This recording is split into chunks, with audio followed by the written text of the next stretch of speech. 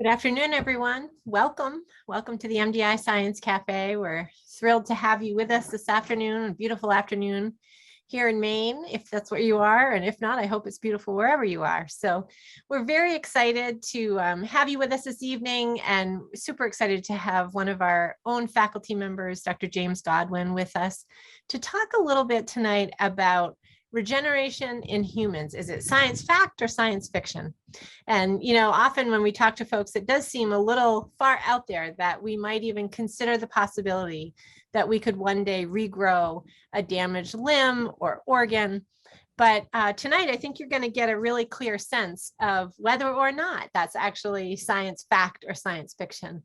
And Dr. Godwin's going to talk to us a bit about his work to understand the role of scarring in regeneration. So we know that, you know, if we suffer an injury, it's pretty common that we form a scar. And sometimes those scars can be pretty intense, pretty aggressive. And yet we know that there are organisms in nature that don't have any scarring when they have a major catastrophic injury. So James and his colleagues are really interested in understanding, you know, why that is, what's responsible for that, and whether or not we can apply those lessons to humans and potentially not only reduce the incidence of scarring, which in and of itself is a pretty major issue, pretty major health issue, but also whether or not we might be able to stimulate our natural ability to regrow or repair damage. So with that, I want to welcome Dr. James Godwin. For those of you that have not met him before, you will tell immediately by his Down East accent that he is not necessarily from Maine, but we're super excited. He's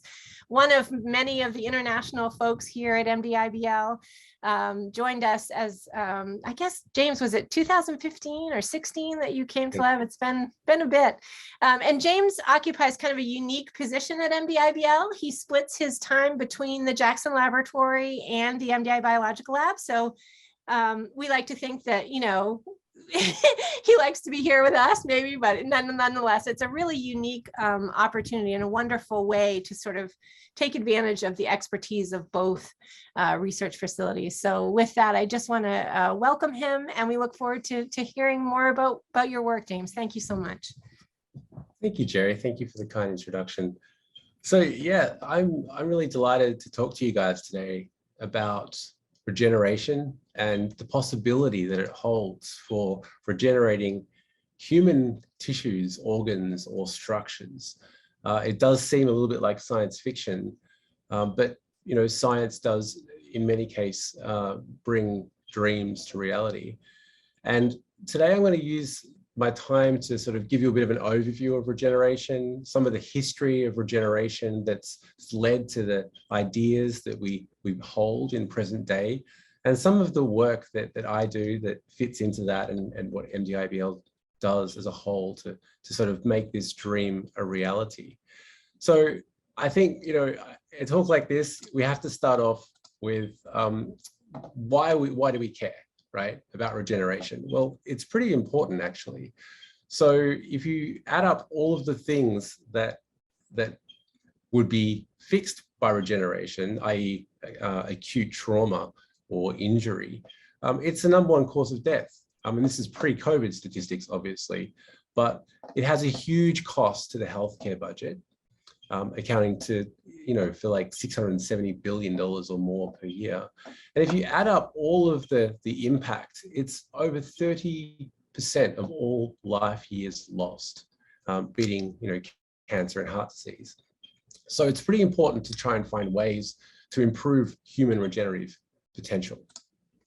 So I guess that everybody is probably familiar with these sorts of images from Greek mythology.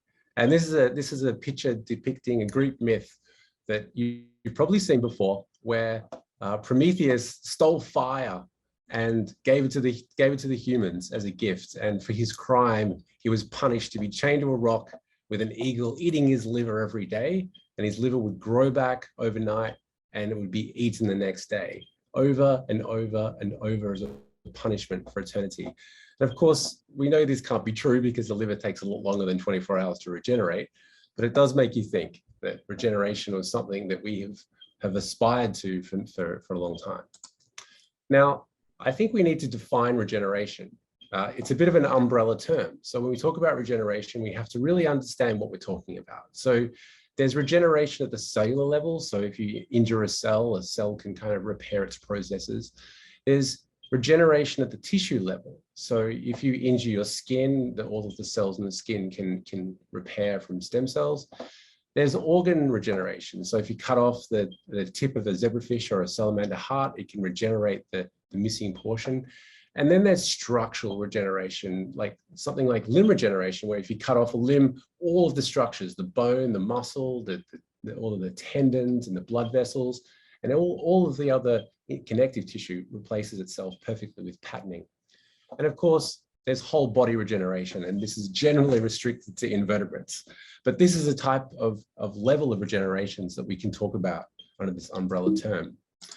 So when we look at invertebrates, as I said, like the flatworm, you can cut this guy up into like hundreds of pieces, and you'll get hundreds of different worms, and it always regenerates fairly perfectly. And so this is through stem cell mechanisms, and you might see along the beach, along the coast here, sea stars, where an appendage of the sea star has been damaged, and it's in the process of regenerating, like this guy. And you've probably heard about these hydra, that if you cut them in half, the two pieces remodel to remake two completely new animals.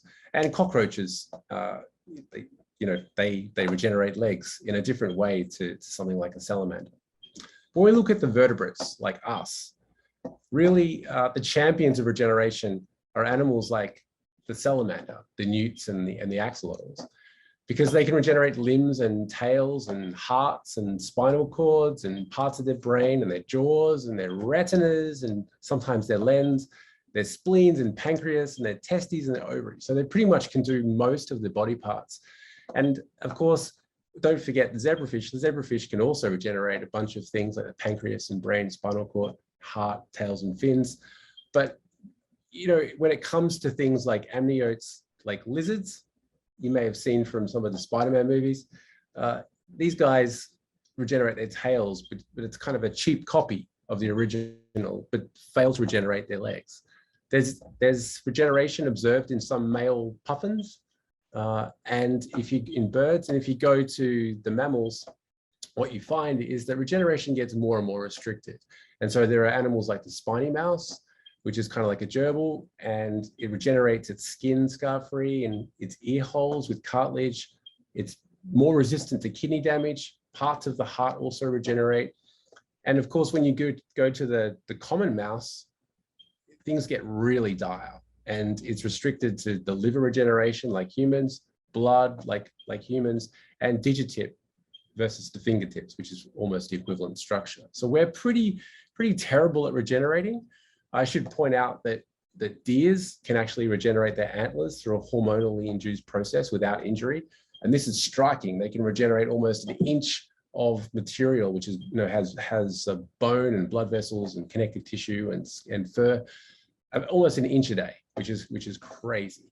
So if we can understand how to regenerate these tissues like the salamander or even like the deer antlers, we'd be in a good position.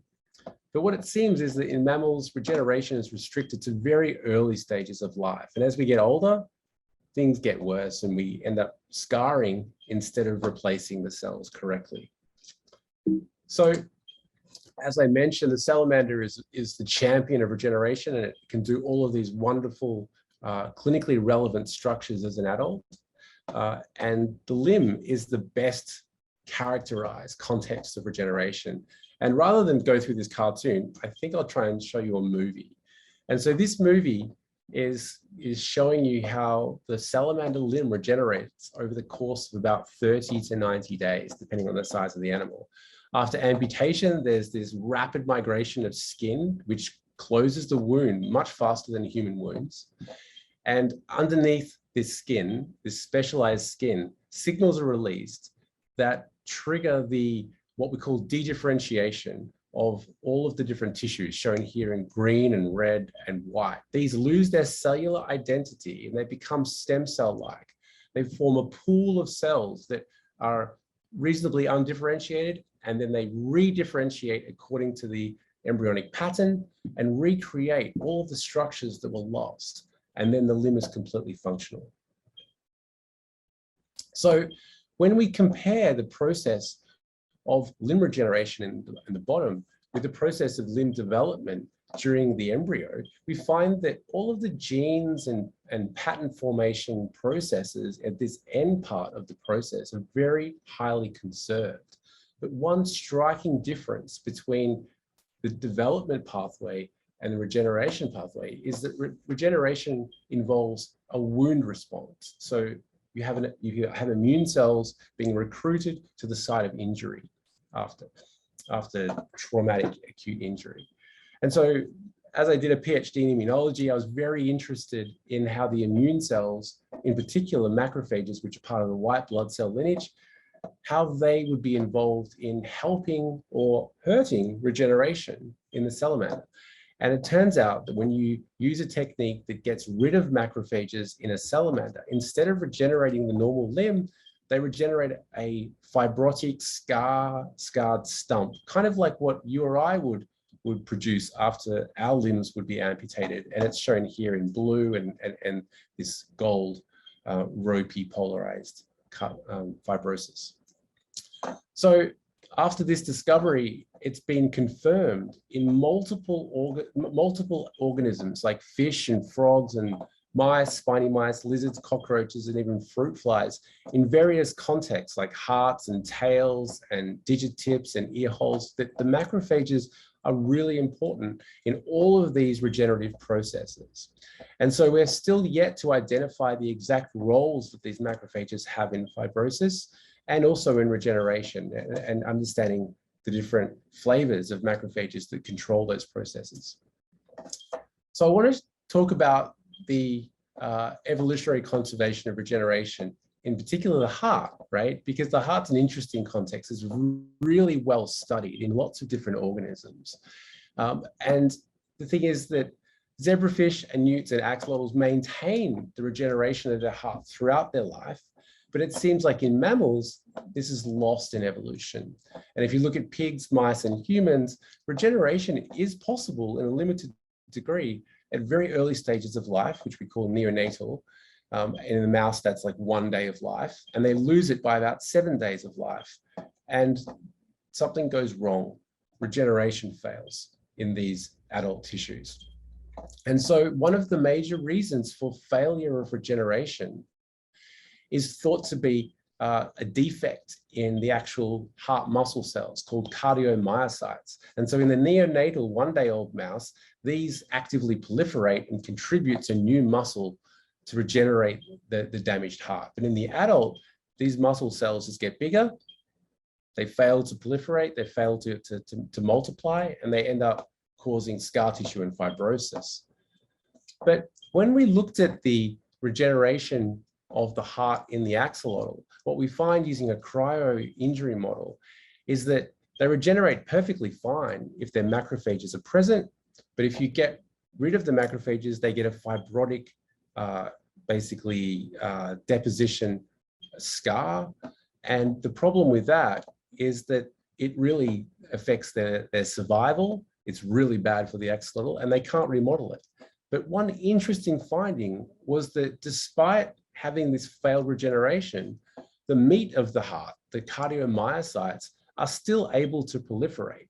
And so this is really intriguing because what it tells us is that there are lots of different things that may prevent adult hearts from regenerating. You know, failure to produce all of the right matrix and blood vessels, and the wrong immune cells, and the nerve signaling may not be correct, and the cardiomyocytes may have defects.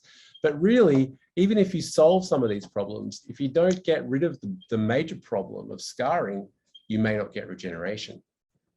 So of course, scarring and solving the problem of scarring is important in lots of different contexts, not just the heart, but in obviously superficial scars, but other organs such as the kidney and lung, where fibrotic progression in a lot of diseases can lead to really impaired function.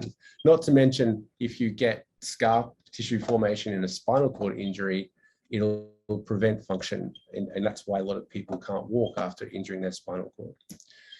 So interestingly, when you incubate mouse macrophages with fibroblasts, which are kind of like the connective tissue of cells of various organs, if you incubate these cells with mouse macrophages, it induces the blue fibroblasts to become these green myofibroblasts in this staining example, producing collagen and scar tissue.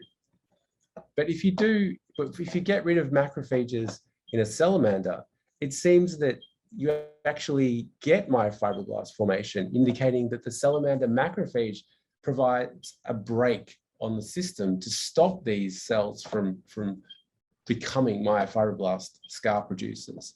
And so it's really important in my work to try and understand why salamander macrophages actively suppress it. And if we can understand how they do it, whether it's cell-to-cell contact or whether it's through soluble factors, we may be able to harness that and use that in various contexts of human wounding.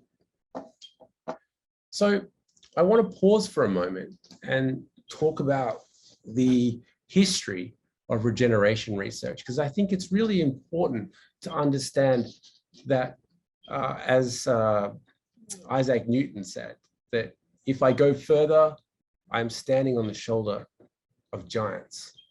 So these scientists really shaped the framework in which every modern scientist really looks at the problem of regeneration. So I think it's good to take a moment to touch base and describe some of these findings. We've known since 1768 that salamanders regenerate their tails and their limbs. That's a really long time. And this work was done by an Italian priest, believe it or not, where he was obviously experimenting on the side. And really, some of his drawings are shown here, reproduced here, very, very basic drawings of the regeneration process, but it's the first description. And of course, it wasn't until sort of, there were lots of the great regeneration people in between that worked on lobsters and crayfish and those sorts of things. But really, I think it is important to take a moment to nod Thomas H. Morgan, because in 1901, he published this seminal work called Regeneration, of course, where he described pretty much everything that we already know today, right? And that is that salamander limbs regenerate, their jaws, their gills, their eyes. Some fish regenerate their tails, but not their fins. Reptiles can do the tails, but not the legs. Some birds can do the beaks. Mammals can only really do the liver, but not the tails or the feet. So I think that's really interesting that he in 1901, a lot of that stuff was known. And I think with more molecular tools and people being more adventurous in various models, we might uncover some nuances on top of these rules. And so it's really nice working at MDIBL because MDIBL has a long history of regeneration research. And so it's interesting that Alvin Reek came to MDIBL as a visiting scientist in 1954. He was a decorated Navy torpedo pilot. And interestingly, he was the director of this institute from 1959 to 1964. And so he studied a bunch of things to do with physiology and made some really important discoveries. But he also did a little bit of amphibian regeneration research and published a couple of really important papers. And I'm pretty sure that he would have had some influence on one of the other visiting scientists that arrived in the summer of 1957. And his name is Richard Goss. And so he's a legend in the field of regeneration. And he came to MDIBL and worked on a variety of organisms over 7 wonderful summers. And he published a raft of papers. And it's just amazing the influence that he's had in shaping the field. And it's interesting, because his career was interrupted by the war as well. And he was a bazooka man, which was, multi-skilled, I guess. So we've had it pretty easy compared to these guys. And so he's worked on catfish, barbel regeneration, killifish. He worked out how osteoblasts regenerate the fins in the rays, and scales. He worked on salamander limbs and did some seminal work there. He even worked on deer antlers and this process of defining epimorphic regeneration. And I think if you'll indulge me, I'd love to just talk about a quote that was supplied by Chuck Dismore. And it's from an unpublished autobiography. And those that have actually been to MDIBL and seen the cottages that we have littered around the campus, the numerous cottages, some of them are very old, but they weren't always that way. And so if you look at this quote, it's really amusing. So upon arrival, we were escorted to a recently finished cottage, completely furnished with new appliances. We were pinching ourselves to be the first occupants of this dream house on the edge of the woods, overlooking Beaver Pond, now Hamilton Pond. We lavished our cottage with such decorations as curtains on the windows, driftwood in the rafters, and daylilies along the front. Thanks to the generous subsidies by the lab, the rent was affordable to indigent junior faculty like us. So it's good to see nothing's changed in terms of the economic status of junior faculty. But he also mentored another legend in regeneration, Chuck Dismore, who came to MDIBL in the summer of 1976. And so about 9 years after Goss was working here in the summers. And he worked on local salamanders, and he investigated the similarities between tail and limb regeneration. He did a remarkable number of publications that contributed to the foundation knowledge that the rest of the field really built upon. And so, interestingly, he also published this wonderful history of regeneration book that anyone interested in regeneration and the history that I skipped over and glossed over should seek it out. It's on Amazon. And so I thought it'd be interesting, just as a side note, just to sort of look at some of the genealogy of regeneration research at MDIBL. Of course, I've spoken about Alvin Reek, who probably had an influence on Richard Goss, who obviously mentored Chuck Dismore, who had his own scientific family. And of course, Richard Goss also mentored David Gardner, who is an icon and a legend in the regeneration field, especially in salamander regeneration. And both him and his wife, who shared a lab, basically mentored a raft of different researchers. Some of you may be aware of Stephanie Roy, just over the border in Montreal, and a couple of others in Japan, and Ken Minioka, who pioneered the whole kind of field of digit-chip regeneration, and Catherine McClusker, who's coming as a visiting scientist this summer. So she's a future. The past are in blue, and the present faculty is shown in white. And now we have quite a good mix of regenerative faculty working on zebrafish, different organs in zebrafish and in salamanders. And so we have a pretty good team to try and build upon the shoulder of giants. And so all of us have one thing in common. We all really want to know the answer to this question: why some species regenerate and why others do not. And I think that's one unifying theme, although we might differ on our opinions on why that is. And so there's a couple of different competing opinions. So the question is the ability to regenerate something that has been acquired in some branches of evolution, or is it something that has been lost, right? And so if you look at frogs and salamanders, adult regeneration in the frog is pretty minimal, where it's maintained in salamanders. And if you look in fish, you can see that zebrafish and its closely related medaka fish, Ateliost, fails to regenerate its heart.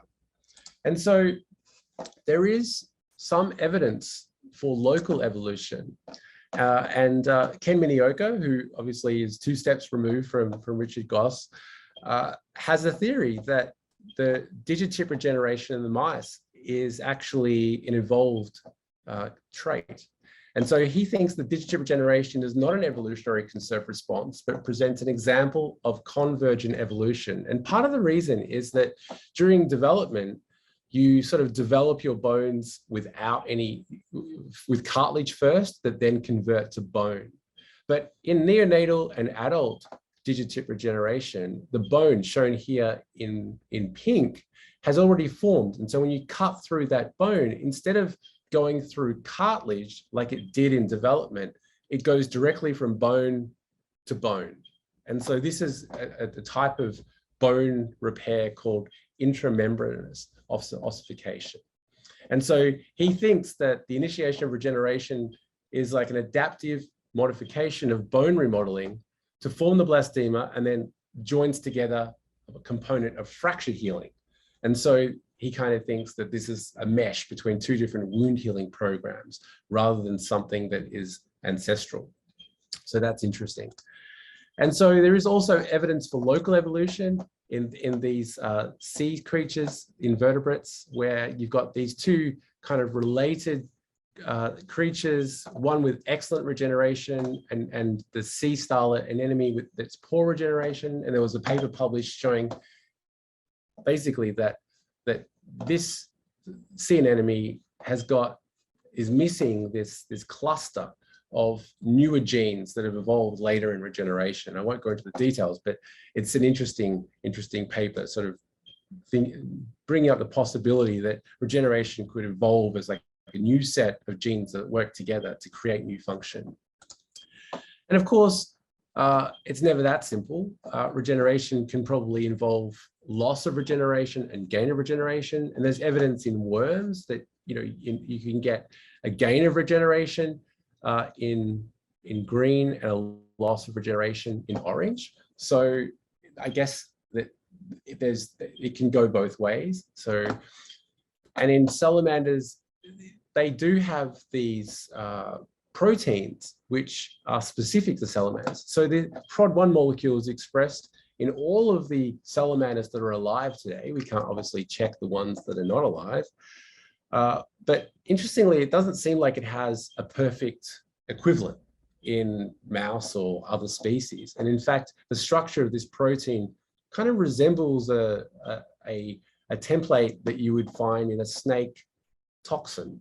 So it's very interesting to think about how this gene involved in regeneration could have an equivalent in man. But Richard Goss sort of has a more traditional viewpoint on regeneration. And he, in his book in 1991, talked about how he thought that regeneration could either be lost by omission, i.e., maybe that some growth factor or some protein that should be expressed is somehow just slipped through the cracks and no longer gets made, and therefore regeneration fails. The other possibility is that regeneration can be lost by commission, which means that something new's happened that blocks regeneration. And his exact words are, the capacity to regenerate may lie latent in all non-regenerative appendages, precluded by the existence of a blockade, physiological or anatomical. And so this is really the prevailing wisdom that many people kind of build their bank on, right? I mean, we all hope that if we can find the missing piece of the puzzle, we can put it back in. And if we can find the barriers to regeneration, we can knock them down. And so there are examples of our scientists having success with these kinds of approaches. And so I mentioned previously that the Medaka fish is related to the zebrafish, but somehow it didn't get the ability to regenerate its heart. And so a paper came out a few years ago where if you look at the immune response between these two fish, the Medaka fish has a very different macrophage and immune response. And so if you inject it with some immune modulators to ramp up its immune response, you can actually get it to regenerate its heart, just like the fish, which is pretty amazing. And similarly, in a frog, you can do something that's a little bit more complicated. So salamanders regenerate all the way through life, but frogs kind of lose the ability to regenerate their arms around the time of metamorphosis. And so in order to get their arms to regenerate, you have to basically take out their thymus, which is where the T cells and other adaptive immune cells are matured. And then he put in the authors put in like a patch of extracellular matrix with some special cells and some growth factors, and they were able to get this kind of limb-like structure. So that's pretty interesting. And that kind of sets a template for future regenerative therapies that may be successful. More recently, it's been shown that if you ramp up this pathway called YAP and TAZ that literally controls cellular replication, you can actually make the heart muscle overgrow and get really good at growth and proliferation. It's not good if it stays on, the animals die, of course, but if we can control that response and focus it in the right way, maybe that could be a solution or a partial solution to cardiac regeneration in humans. And so one word of caution, the salamander is able to de-differentiate its tissues and let them participate in regeneration. And it does that through, probably millions of years of evolution of fine-tuning this response. But if you try and engineer mouse cells to reprogram them by overloading them with proteins in the nucleus that reset the identity of that cell, you can lead to tumors. So I guess we really need to understand exactly how the process works and do this correctly. Otherwise, we could run into trouble. And I kind of equate that to this picture.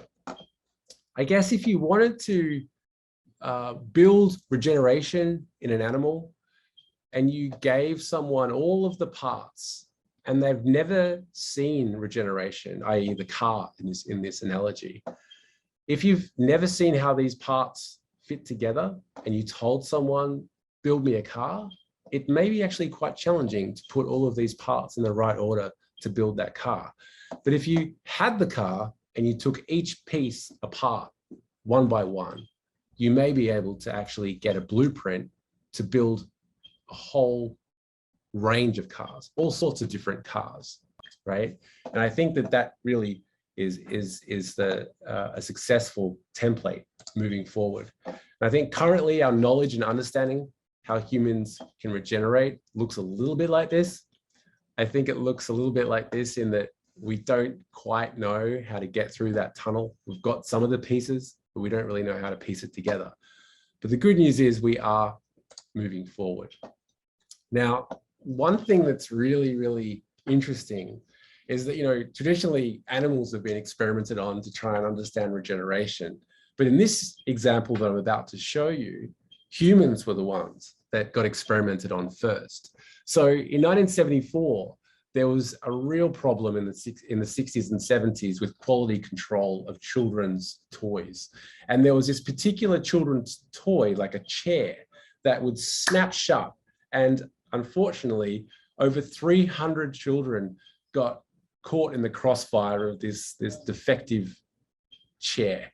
And they all presented at one hospital, or one hospital that, from a large catchment in Sheffield, in England, in the 70s. And they really had a lot of practice on how to treat these digitip injuries. And obviously the ones where they sutured and closed over with skin, they didn't regenerate very well. The ones they kind of left alone regenerated. And obviously that regeneration was more successful in younger children than older children. And so really we learned a lot about digitip regeneration in humans before we even knew that it existed in mice. But in 1982, regeneration in digitip, like the digitips, was demonstrated. And if you look at the cartoon on the right-hand side of this slide, you can see that this is the distal valix of the digit, and the anatomy is quite similar. And you can see there's a nail bed stem cell population here. And it's really important that if the amputation happens too close to that nail bed, regeneration fails in both humans and in mice. So if you snip the top of this P3 bone here, this bone's called P3, and this bone here is called P2. If you snip the P3 bone, what happens is it erodes and then it regenerates perfectly. But if you get too close to this kind of stem cell niche, as we call it, like a house for the stem cells, regeneration fails. And it's really interesting that we share this common trait. Now, in my work, what I've found is that in the P2 model, so this is where we cut this bone here well behind the joint of the salamander. If we cut this position of the mouse digit, it doesn't regenerate. You get a stump, and you get the bone grows sideways, and then it resolves, it reabsorbs, and that's kind of the end of it. And this is what it looks like when it's complete. And so you can see in micro CT, which is a small X-ray machine, you can see that at early time points that, there's sort of an attempt at healing this bone. It goes sideways, but it doesn't go forward. But if we overexpress a salamander growth factor, we actually get this de novo joint, this new joint being formed, and the bone grows forward and patterns. So using a salamander growth factor, we're able to sort of unlock this latent regeneration that exists in mouse. And so it's likely that that would also exist in humans.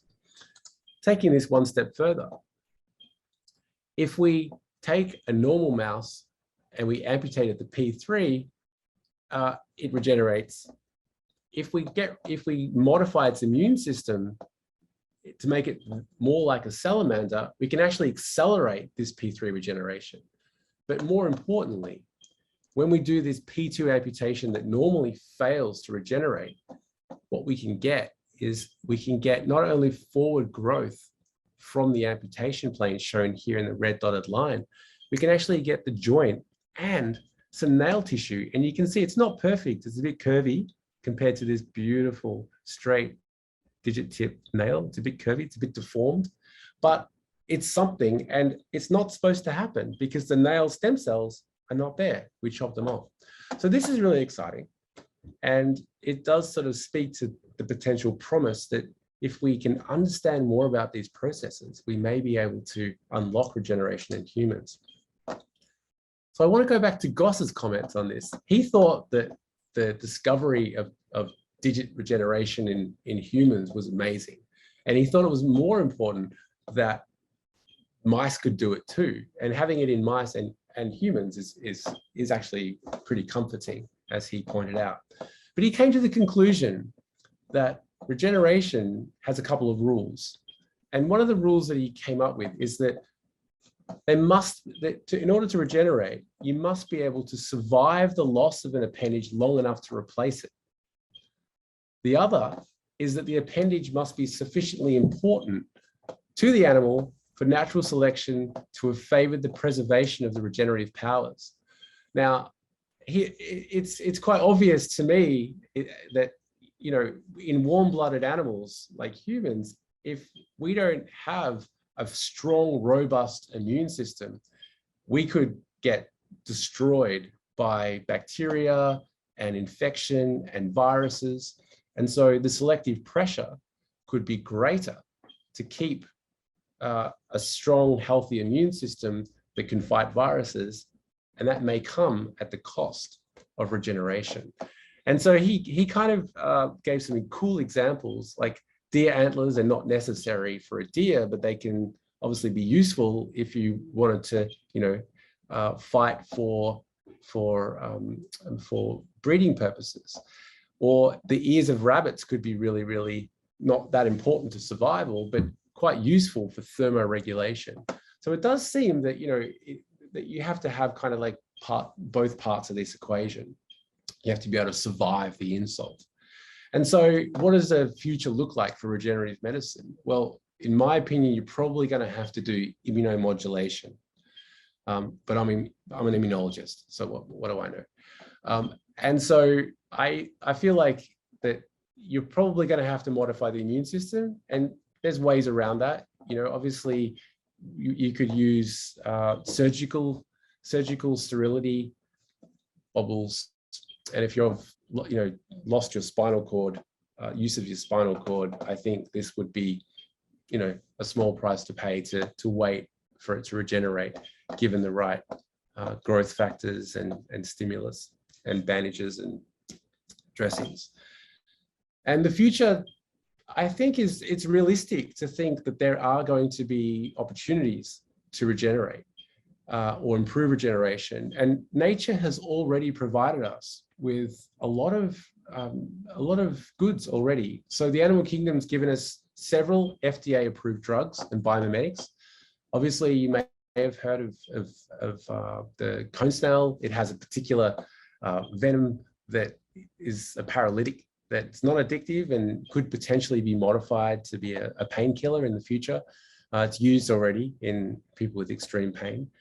and there's variations. It spawned a whole class of new drugs that are in FDA approval trials. There's already a drug for hypertension, captopril, and it's a potent ACE inhibitor, and that's from the pit viper venom. And my favorite is the Glia monster saliva protein sold by Bayetta. It's an analog, obviously. It's not, they don't collect saliva from Glia monsters anymore, but they produce an analog of that. And what's really cool about this is that, you know, this is learning from nature. Glia monsters eat very infrequently, I think once a month. And so they've got extremely good control over their blood sugar. And so this drug is billion-dollar, you know, multi-billion-dollar industry worldwide, because I know several patients that have been on daily insulin that have switched to a weekly pill from Bayetta. And it's a lifesaver. And it's all because somebody cared enough to look into nature to see how nature gets it right. So, of course, there are lots of other possible translatable therapeutics on the horizon. You may have heard, if you're around MDIBL a lot, that we have the patent for a really cool drug called MSI 1436 that was discovered here kind of unintentionally. Researchers were studying the dogfish shark liver, and they were trying to look for naturally occurring antibiotics. And so that's already in clinical trials for diabetes and obesity. It's in preclinical testing for regeneration and muscular dystrophy through Novo Biosciences. And so that's pretty exciting. And of course, there are others. There's examples of enzymes that are produced in salamanders that accelerate wound closure that could be, you know, modified for dressings and therapeutics. And of course, in my work, I found back some time ago now, we found a molecule, a protein that's expressed around the nerve that can substitute for nerve. So if you don't have a nerve, you can't regenerate the limb, but if you overexpress this particular protein, you can actually rescue limb regeneration. And interestingly, this protein has already been validated in other models. So it down-regulates collagen in human cells. So it works cross-species in human cells to down-regulate collagen, which is a major component of scar tissue. And of course, it actually is being used to improve wound healing in a hypertrophic scarring model in the rabbit ear. So there are lots of opportunities to learn from nature and translate that into potential therapies that could improve mammalian wound healing. So I want to close by thanking all the people that work in my lab and my collaborators, all my funders, all of the researchers that have worked at MDIBL and contributed to the wealth of knowledge in which we build upon. And of course, all of the supporters of MDIBL that make this possible. And of course, the rest of the faculty, which make it such a collegial environment to talk about regeneration. And I think with that, I will open it up to questions if anyone is still listening. James, that was fantastic. Thank you so much. I love the way you put the context of your work sort of in a historical perspective. That was really helpful. And of course, always fascinating to see sort of the impact of these visionaries, you know, at the time, and how their work continues to sort of inspire today. And it's fun to see that MDIBL played a part in that as well. So thank you for sharing that. Any questions from folks in the audience? Feel free to just use the raise hand feature if you have a question for James or a comment about some of what you heard this evening. James, one of the things that I, always take away from presentations like this is just the dramatic role of sort of technology or scientific advances in moving this work forward. And I know, you use a lot of really sophisticated tools in your work. And I'm just wondering, when you think back in terms of what someone like Richard Goss was able to do in, say, 1964 versus, what you're able to do today, how can you put that into some perspective for us? I mean, your car analogy, I thought was really a great one too, but it just seems to me how quickly this is really going to speed up our understanding. Yeah, I think that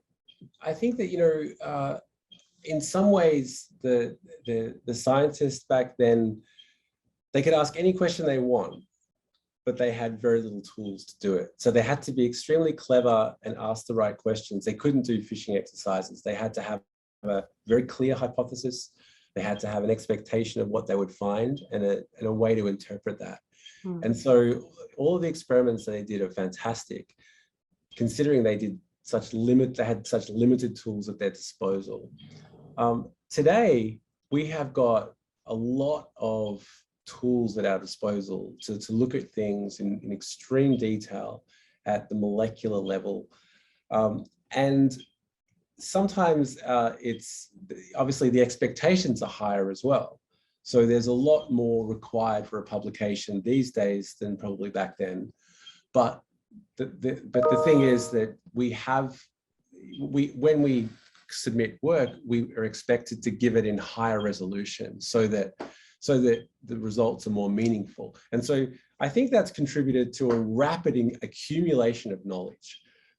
In some fields, that is a problem because you get too many papers produced and it's hard to read them all, right?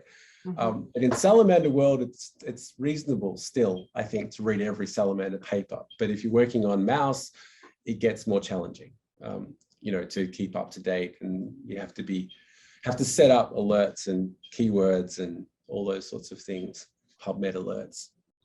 So yeah, it's interesting that the expectation's higher, the resolution's higher, but you have more opportunities and flexibilities to sort of think about these questions.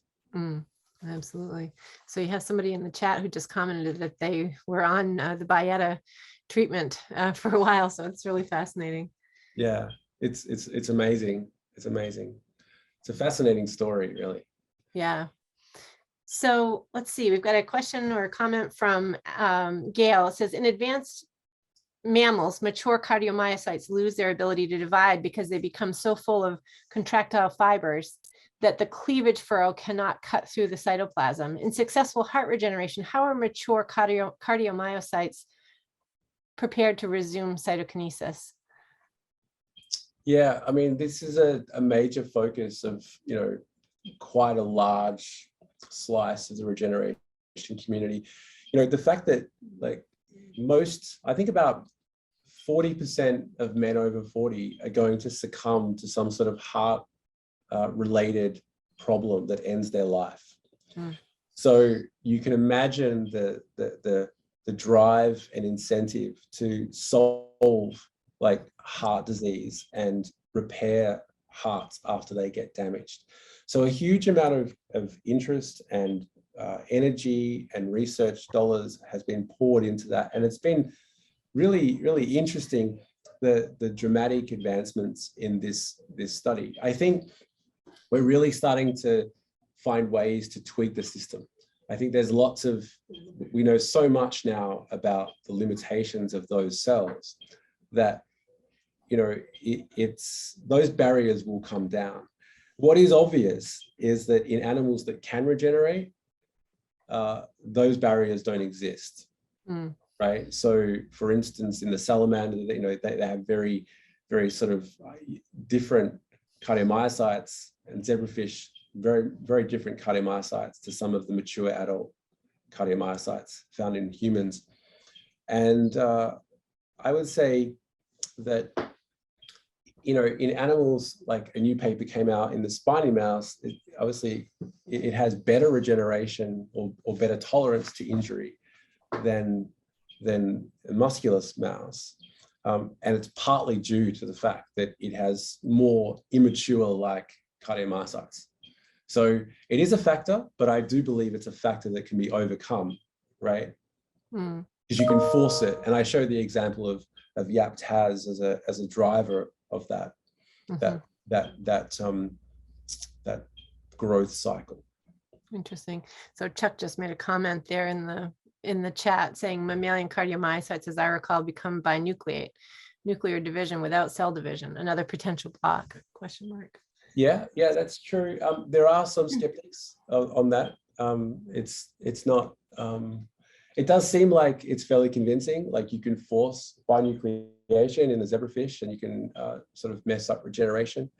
And it does seem correlated in many other animals, it's for sure. But I think that there is a small amount of cardiomyocyte proliferation in the adult heart. It's not enough to sustain recovery from MI, but it's not zero, right?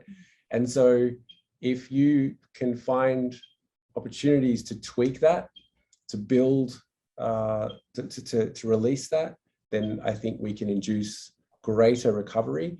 And my honest optimism here is that I would not be surprised if we find a way to reverse those barriers very, very easily. And it's probably macrophages. Interesting. Well, I mean, you can see the potential impact of just a slight reduction in scarring in that case, right? How it would improve function. I mean, that would be significant. Right.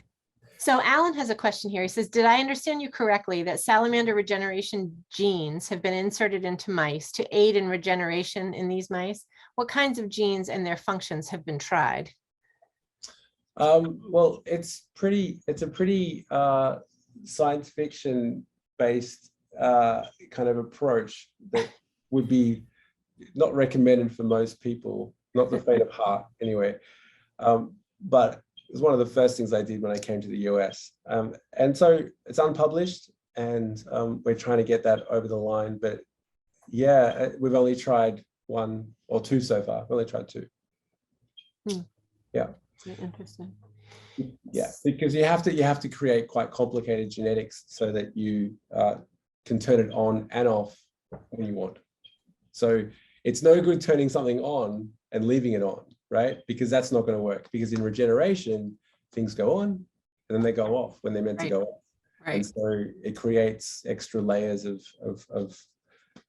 cost and regulation. Chuck, did you want to weigh in? I see you've got your hand raised. Yeah, two comments. One, nerve deflection is another mechanism by which you can stimulate regeneration in refractory structures. So I was wondering about some of the correlation there with things that you've been looking at. Goes back to Tweedy John Todd in 1823, blah, blah, blah, good history. Another question is the developmental analogs that occur. All of the cells have, well, except those that don't, all the cells have the genetic information from that point when you were a single cell. So there should theoretically be the information there to recapture the way you develop things. And I was wondering, one particular experiment comes to mind. Ed Kohler, back at the University of Connecticut a long time ago, recombined chick and mouse ectoderm and mesoderm and got chickens with teeth. Right. Because the information in the epithelium was still there. It just was not accessed during chick development. So did you make that up, Chuck? Is that just where it's rare as hen's teeth and horse's toes? It was where those bombshells came out of nowhere, and he had some very interesting things.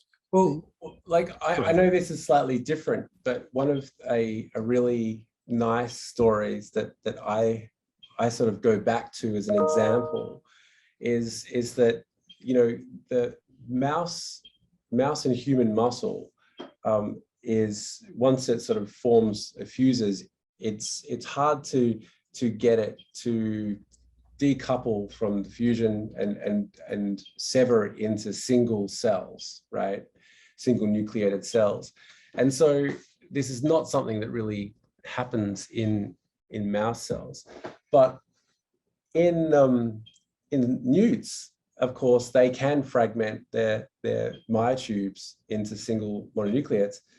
And there was some work done, a long time ago that kind of looked at, there's a factor in serum, I think it was a heterodimer, BMP heterodimer, that can activate those myotubes to fragment and recouple. And so a really cool experiment was done. I can't remember, it was in the 90s, 80s or 90s, where they fused the mouse cell and the salamander cell together, right? And they showed that there was the ability to sort of transmit, like the nucleus of the mouse was able to respond and go into the cell cycle through RB, using the sort of the cytoplasm and the receptor complex of the salamander. So to speak to your point, I think that there is a ability to activate genes, but there may be sort of a defect in some of the pathways where they're not expressing some of the nodes between the outside and the inside. And it's what's really interesting is that when you compare the newt and the mouse muscle cells, what was really stopping, in Helen Blau's lab, they showed that what was sort of stopping, what the difference was in the activation was that mouse had an extra protein called ARF. And when you delete that protein, all of a sudden the mouse cells could respond. So I think by phenocopying or by using the salamander cell or a regeneration competent cell from any organism as a template, you can work out what it's meant to be and then compare and contrast to find the potential roadblocks that have built up through evolution. So if you all are wondering what casual conversation is between two scientists, this is what it's like. So Sorry, I went off the tangent. I'm sorry. The guy at the back of the room is always saying, but remember that case? And I go back to Bruce Carlson's work on muscles and muscle satellite cell. How do you juice up the percentage of satellite cells and keep them from fusing into the myofiber Right. as an alternative? To what extent are the signaling factors in the salamander that are used analogous, if not outright homologous? Yeah. So I'm just going to jump in here with a couple other questions from the audience. Nina asks, what specific factors make the salamander immune system so optimal for regeneration? What features were presented in the mice that had successful P3 amputation? Yeah, I mean, I think, you know, there's a big difference in animals that can regenerate in terms of their immune system compared to those that don't. I mean, the real striking difference that we've found is that certain components of adaptive immunity are inhibitory to regeneration, and some components of adaptive immunity are pro-regeneration. And the trick is to sort out which ones do what job. And so systematically getting rid of all of the cells one by one, you know, each cell type by one, we're able to sort of knock down those doors and we have a pretty good grasp on it. And we published a paper earlier this year showing for the first time that NK cells are, you know, they're kind of like a weird cell type halfway between a T cell and a macrophage, where they kind of span the old world and the new world. They have functions that kind of can do for both. And, you know, of course, biology is never straightforward. There's a good guy and a bad guy in that NK cell lineage. And of course, when you get rid of the bad guy, you improve regeneration. And when you inject the bad guy, you kill regeneration. Interesting. So I think it's going to be really important to work out what all the roadblocks are and what are the positive stimuli that you get in a successfully regenerating animal. Yeah, that makes sense. So Ken asks, is scarring a type of regeneration? I would say no. I would say it's a wound response. And, you know, it's a look, I mean, my view on scarring, you know, I think there's a famous quote, you know, chicks dig scars, right? It's I always like saying that because, you know, it's all beauty's in the eye of the beholder. If it's just on the skin, who cares, right? I mean, if it's just on the skin, who cares? If you are looking at, you know, if you have like a cut or a scar on you, big deal. But where it gets more serious is when you have like a toddler who's poured a hot kettle on themselves, or somebody who gets a scar in an inappropriate location, like on the heart, it might kill you. In the liver, it could lead to metabolic disruption. Obviously in the brain, it could be very problematic. And in the spinal cord, it could paralyze you. So I think, you know, it's a wound response, and it's not necessarily, but it does serve a purpose, right? So from an evolutionary perspective, I believe, and I'm pretty sure Goss would believe, that if you were out in the wild and you sliced your leg open, you would not want to wait around for that leg to kind of, you know, repair perfectly. You would prefer it to seal over, plug the hole, and prevent any microorganism from feasting upon you. And I think that that would be the most dominant selective pressure that would basically mean you either live or die, right? And when the consequences are that dire, I don't think regeneration is going to be kept in a mammal unless it's absolutely essential for reproduction or survival. And so that's fine. From my perspective, that's fine. But you know, now we're in 2022, and so you're not out in the wild, you know, risking your life. You can actually go to a hospital scenario where they could potentially treat your wound with the right appropriate mix of immunomodulatory agents and stimulants, and dress it in a way where, you know, you can't get a bacterial infection the same way you would in our ancestors' days. Right. So we can cheat nature that way, I think. That's great. So just one last question. Gail asks, are there avenues of research on regeneration investigating increasing populations of stem cells in different tissues? Absolutely. I think we don't really know enough about endogenous stem cells, right? We really don't know whether there are stem cells throughout the salamander that we haven't found yet. We're looking, right? But we have, as humans, we have stem cell populations throughout our body that already keep us alive, like our epithelial cells in our gut literally turn over constantly. Yeah, the stem cells in our skin are constantly turning over because as we shed our dead skin, new skin is being formed. Our blood is continually remaking itself on a daily basis. We have stem cells which keep us physiologically ticking over and surviving and working. Our airway cells in our lungs, everything is sort of maintained by stem cells. And so in a lot of cases, aging and regeneration seem to fade. Our tissue integrity seems to fade, and we start to become decrepit and old because we don't maintain those populations. And so I think the more we know about those stem cell populations and the more we know about regeneration, the more chance we have of keeping them healthy, keeping them robust, and keeping them contributing to the maintenance of our tissues. And who knows, we may be able to find secrets that can take those stem cells and push them into regenerating whole structures. I mean, it's possible. And I think we just need to know more. Well, that sounds like a fantastic place to end this conversation. But James, thank you so much. Always fascinating to talk with you, to hear about your work.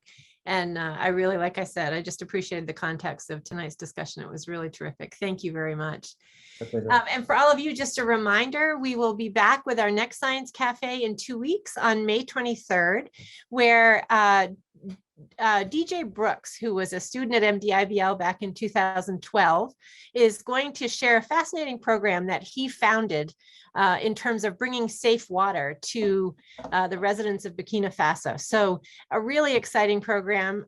He's currently working on global distribution of the COVID-19 vaccine, just a really great, energetic young guy. So we encourage you to join us in 2 weeks when we will be back to bring you more science from the MDI Biological Lab. So thanks so much, everyone. Have a great evening.